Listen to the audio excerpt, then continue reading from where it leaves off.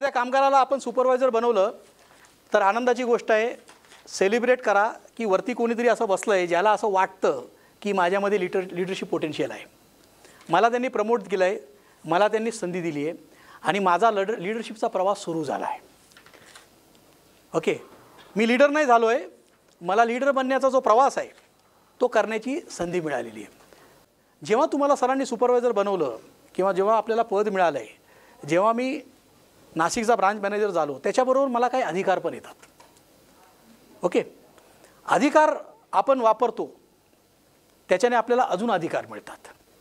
मग ते अधिकार आपण त्या ब्रांचमध्ये काम करणाऱ्या लोकांसाठी वापरतो तर आपल्याला अजून अधिकार मिळतात. ओके, आणि मग ऑर्गनायझेशन बिल्डिंगसाठी आपण अजून कॉन्ट्रीब्यूट करतो तर अधिकार आपल्याला अजून अजून अजून मिळत जातात. सुरुवातीला जो अधिकार मिळतो तो पदामुळे मिळतो, पण आपण त्या अधिकाराचा वापर कसा करतो याच्यावरती डिपेंड करतं की पुढचे अधिकार आपल्याला मिळतील की नाही. पण तुम्ही गेम्समॅनशिप, ट्रिक्स या सर्व गोष्टी करणार असाल तर आपोआप लीडर म्हणून तुम्हाला रिस्पेक्ट मिळणार नाही. लीडरशिपचा प्रवास सुरू केल्यानंतर तुम्हाला मार्ग आहेत. तुम्हाला कसे लीडर बनायचं आहे, तुम्हाला लोकांना मोटिवेट करायचं आहे, तुम्हाला लोकांना इन्स्पायर करायचं आहे, तुम्हाला लोकांना घेऊन चालायचं आहे, तुम्हाला लोकांवरती प्रेशर द्यायचं आहे, तुम्हाला प्रेशर देऊन काम करून घ्यायचं आहे. तर तुमची जी लीडरशिपची व्याख्या आहे ती तुम्हाला ठरवायची आहे. सुरुवातीला आपलं पान कोरं असतं आणि थोडक्यात सांगायचं तात्पर्य काय, पद आहे ना कधी पण मिळू शकतं. इंटरव्ह्यू घेणाऱ्या माणसाची चुकी झाली आणि मला पद मिळू शकतं.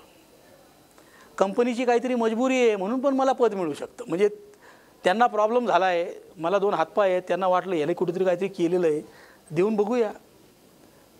ओके, पद मला चुकून मिळू शकतं, कंपनीची मजबुरी म्हणून चुकू शकतं, एका माणसाने चुकी केली म्हणून पण मिळू शकतं, पण मला मिळालं.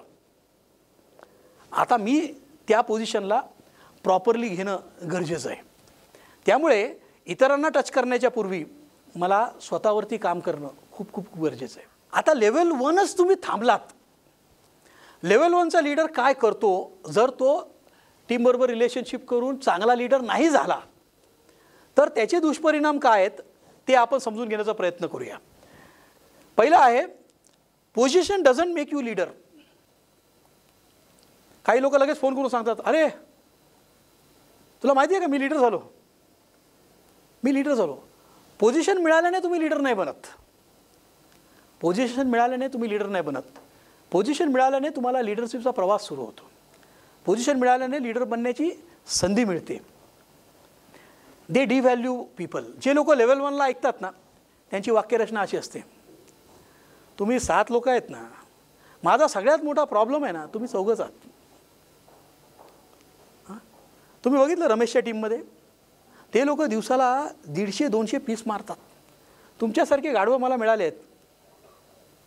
त्याच्यामुळे आता काय झालं आहे माहिती का, आपली टोटल किती माहिती का, 80. मला लाज वाटते मीटिंगमध्ये माहिती का.